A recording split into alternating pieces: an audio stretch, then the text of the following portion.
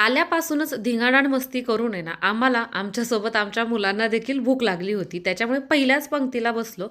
तसं बघायला गेलं तर जेवणाचं आपण ज्या पद्धतीनं उक्तं देतो ना, तशाच पद्धतीनं ही वाढणारी मंडळीसुद्धा उक्ती मिळते.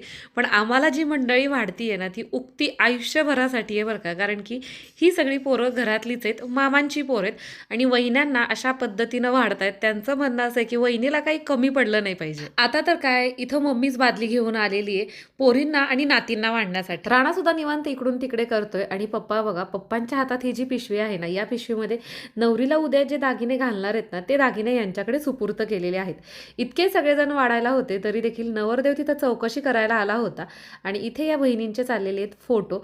या चौघीही बहिणी आहेत आणि मधली जी आहे ती रोहिणीताई, ती मम्मीच्या मामाची मुलगी आणि ह्या चौघी तिच्या आत्या. असं सगळ्यांचं मिळून फोटो सेशन चालू होतं आणि या सगळ्यांनी कसं उभं राहायचं हे इकडून सांगण्यात येत होतं. रोहिणीताईबरोबर मी सुद्धा एक फोटो क्लिक केला आणि आमची जेवणं झाल्यानंतर इथे सगळी ही पुरुष मंडळी बसलेली आहेत आणि ज्यावेळेस सासरवाडीचं लग्न असतं ना, खरं सांगते, हे जे जावई लोक असतात ना, त्यांची खूप पंचायत होते. कारण की ह्या मेहुण्या काही सोडतच नाहीत. प्रत्येक लग्नामध्ये हे ठरलेलंच असतं. दाजी लोकांना खाऊ घातल्याशिवाय आम्हाला काही दमच निघत नाही. त्यांची फजिती तरी कोण करणार हो आपल्याशिवाय. आणि तुम्हाला सांगू का, इथे एक जण नसते बरं का. म्हणजे एकीने खाऊ घातलं की दुसरी तिच्या मागे येते आणि दुसरीचं झालं की तिसरी येते. हे असा सगळा क्रम चालू असतो.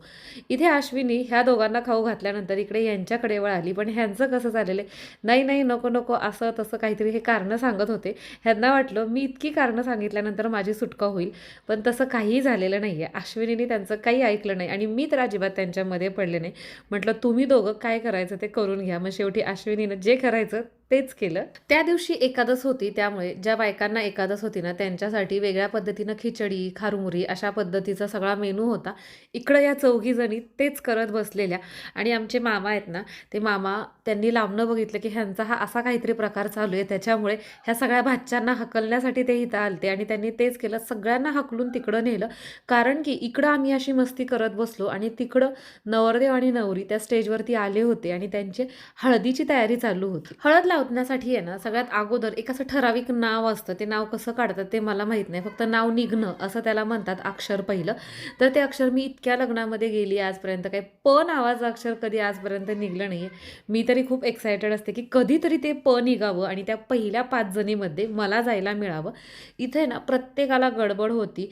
नवरदेव नवरीला हळद लावायची, कारण की या दोघांना हळद लावलं की आपण मोकळे झालो आपला धिंगाणा करण्यासाठी. आजच्या या व्लॉगपेक्षा मला असं वाटतं की तुम्हाला याच्या नंतरचा जो पार्ट आहे ना, तो खूप जास्त आवडणार आहे. तर त्याच्यामुळे तुम्ही चॅनलला सबस्क्राईब केलं नसेल तर पटकन सबस्क्राईब करून टाका नेक्स्ट व्लॉगसाठी.